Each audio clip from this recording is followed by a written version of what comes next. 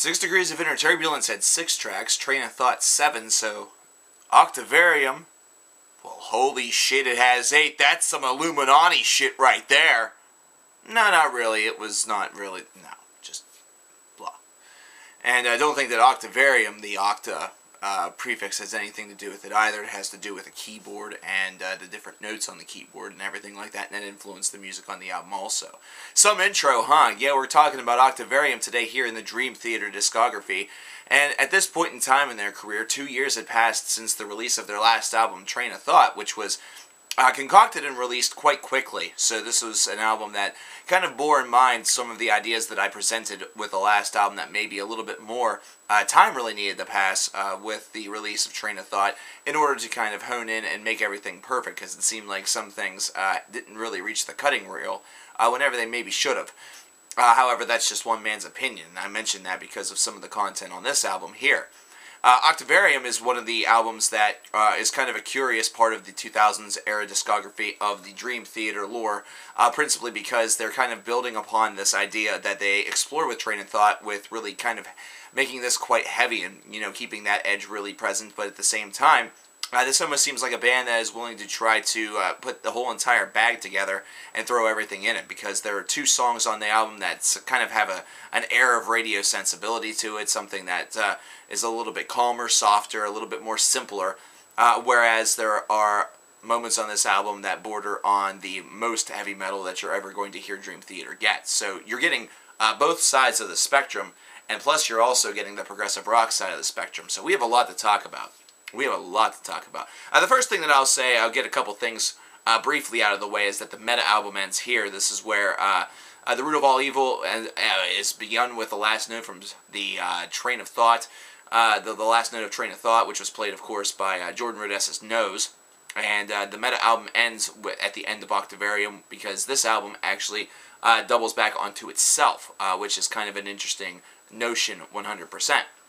Secondly, the 12-step suite continues on this album with the very first track, The Root of All Evil. So now we are already 3 albums in. There's still 2 parts left to go on the 12-step suite, and at this point in time, The Root of All Evil starts this album off with definitely a passion and fury. It's definitely a very qualifying opener, and one that really sets the tone for some of the themes on the album, some of the different ideas on the album, and it kind of gives you that real indicator that right away that Dream Theater has not necessarily abandoned the heavy lifestyle whatsoever. Now, once you get to The Answer Lies Within, that might almost seem like, wait, maybe they have. The Answer Lies Within is almost like a total 180-degree twist. This is definitely a very inspirational, rounded ballad that is kind of strangely placed at track number 2 on this album. You'd almost think that there'd be a little bit more build to this, but at the same time, the placement is very, very key, principally because this was definitely a track that seems like it could be bred for the radio, and it's actually kind of a surprise that it didn't make it to the radio. Now, by converse, converse argument, I Walk Beside You, which is track number 4, it was definitely one that had that same kind of value to it, and from what I understand, some people did hear this on the radio, so there you go. That kind of takes care of that side. And these 2 songs, The Answer Lies Within and I Walk Beside You, while both kind of simplistically constructed, still maintain Dream Theater's own powerful ability to really construct, slower, more ballady songs that kind of have a deeper meaning to them. They don't necessarily have to be going through 7 time changes within 27 seconds in order to really wow an audience and in order to really get their point across. And these 2 tracks actually are able to exhibit that rather well. The one song that really always stood out to me, aside from what we'll get to here a little bit later, was Panic Attack. Panic Attack was a song that had a little bit of, a value to me as far as a personal value, but at the same time also musically, this really seemed like a standout on the album for the tracks that were not over 10 minutes in length, this one being a little bit over 8 minutes. This is definitely a very powerful, very realistic sounding performance from James LeBray in the lyrical department. And I don't mean in the delivery, I mean in the writing department. Almost as though he is cycling through the events of a panic attack, or of somebody who has a high level of anxiety and experiences these panic attacks quite frequently.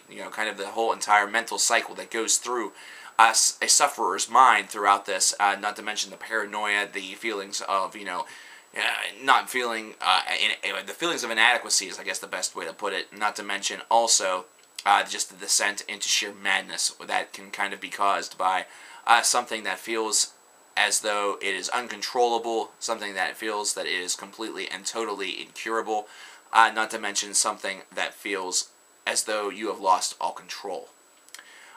This is definitely a great standout track on this album. I really liked how the music, the frantic pace of it really seems to mirror the feeling that you get whenever you're having a panic attack. The song itself sounds very frantic, it sounds very disjointed, it sounds uneasy, and it really promotes the idea very well, and that's what I really like about it. I think that if this was done in a different format, there's the potential that it either sounds overly chaotic and feels forced, either that, or it doesn't seem as though the emotion is conveyed enough through the music. With this track, with Panic Attack, it seems as though Dream Theater found the happy medium, which in this case actually best represents the ailment itself. It actually fits it better than if you try to go over the top or if you don't do enough.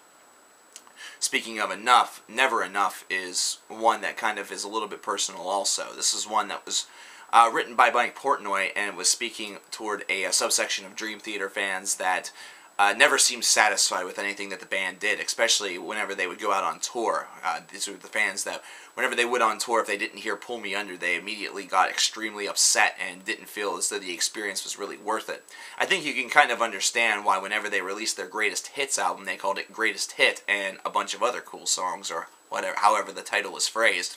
That's almost like a little subtle jab in and of itself, considering that's exactly what he's speaking about with Never Enough. He felt this way because he was really sacrificing a lot of time away from his family and everything like that, and really spent a lot of time trying to, put on the best performance for the fans, not to mention be very fan-oriented as an individual, and this is just a little bit of the frustration that kind of bled out of the pen whenever he started to notice these things, and they slowly started to get to him. So I can kind of understand that, and I understand that as a critic, I'm probably not exactly helping in the whole entire situation, but I guess my personal message to Mike Portnoy would be, hey, either way I'm a fan. My opinion really doesn't mean all that much. If I go to a show, I'm going to see Dream Theater. If I don't hear Pull Me Under, that's cool. I have the album. I can just pop it on the album. Personally, I just like to hear all the crazy stuff that they're able to do and how they're able to morph the set. I never really understood individuals that went to shows expecting one track, either that or two, and kind of dismisses the rest of the show if they don't hear it. But then we get to the last two pieces of this album, the longest portions of the album. In fact, the last two songs span close to half of the album. The album itself is 75 minutes in length, but about 33 to 35 of them are spent with Sacrificed Sons and Octavarium. Sacrificed Sons, as you might imagine, was talking all about the September 11th attacks. It seems very apparent. The introduction of this song is one that definitely has a lot of kind of controversial value to it if you really want to dig deep into the controversy bin and really, just breed unnecessary drama. It starts off with a lot of sounds that sound as though they are very Muslim, very Middle Eastern, and then it goes straight and directly into news footage of the September 11th attacks. You can't really necessitate a link between whether or not that was attempting to be placing the blame or just remaining historically accurate, because like it or not, the evidence that has been presented is that that's what happened, that members of the Taliban, of Al-Qaeda, they crashed into the Twin Towers, they crashed into the Pentagon, and crashed in Pennsylvania. And conspiracy theorists are going to have a lot of fun with that in the comments. Just be prepared. However, the song itself has a tremendous amount of power to it. There's a lot of disjointed little chords and bits in this song that kind of add to the overall feel. I really like the feel on this album, in case you couldn't tell. I like the disjointed feel on this a little bit because it was a moment that obviously is a snapshot of American history that will last forever.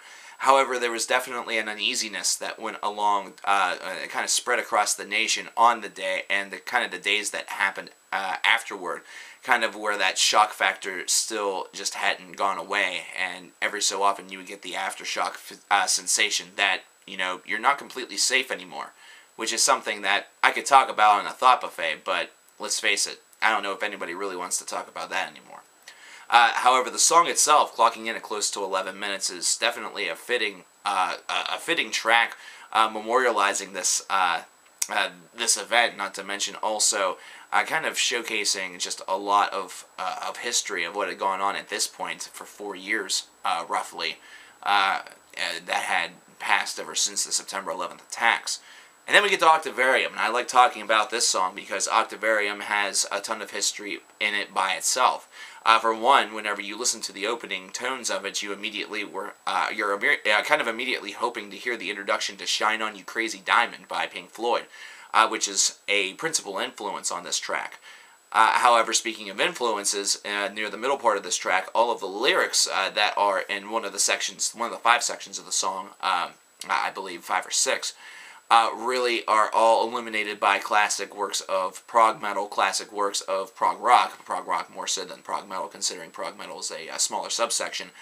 Classic rock, you hear references in here to Genesis, The Who, you hear references to the Beatles, you hear references to Led Zeppelin, you hear references to Yes, you hear references to many of the bands that perhaps you, as Dream Theater fans, have listened to at length. So this is something that's very familiar, and something that definitely has a great feeling to it. And this is the song where I say that if Dream Theater got any more metal, people would either freak the fuck out or would just love the shit out of it. Because near the end part, the end portion, Razor's Edge, at around the 18 and 19 minute mark, you just start to hear rambling that sounds so eerily similar to Dave Mustaine that it's kind of haunting. And it's kind of haunting just how good the impersonation, the impression is, even though it's not meant as an impression, it was meant as part of the song. And then James LeBray lets loose some of the fiercest, shrilling screams, the most metallic screams that I have ever heard on a Dream Theater track, and still, to this day, have heard on a Dream Theater track.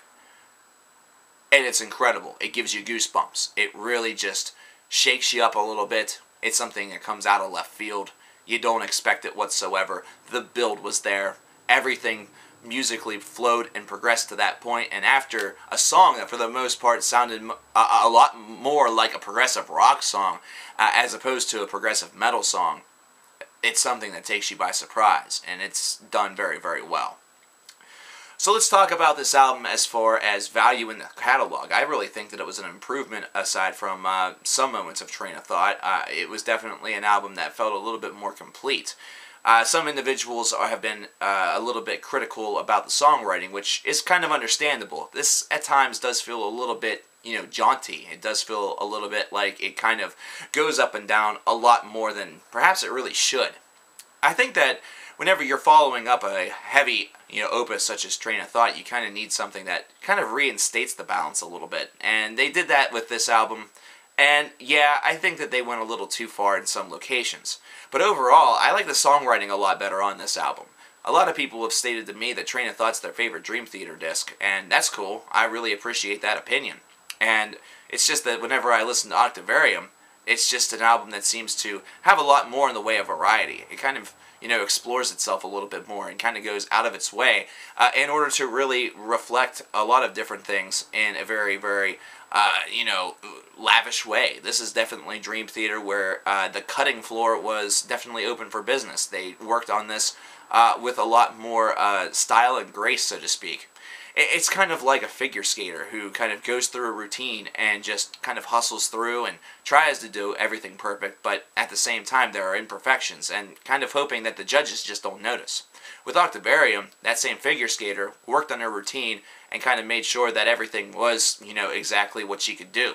It was within her capabilities. It was within her range. And then she was able to train and work and do things that were kind of off the wall and a little bit different, something that was really going to take the judges by surprise. And was able to execute it with, relative grace, not to mention, I wouldn't say it was perfect, but it was a pretty good score. This is an album that I think was the fitting processor to 6 Degrees of Inner Turbulence. I'm not knocking Train of Thought down so low on the pedestal that I find it to be absolutely irrelevant. I just find that in this little 3-album trilogy of just 2000s albums, Train of Thought, this one, and the next one we're going to speak about, Octavarium is definitely the one that stands out the most. It's definitely the one that seems to have the most going for it. And out of those three, it's the one that I enjoy the most. But I've talked about two of them. You don't know how I feel about what's coming next, which is Systematic Chaos. So why don't you click onto that video and, well, let's find out what I feel about it. I don't even know yet. Yeah, I do. It's just, yeah. Just click on the video before I shoot myself in the ass.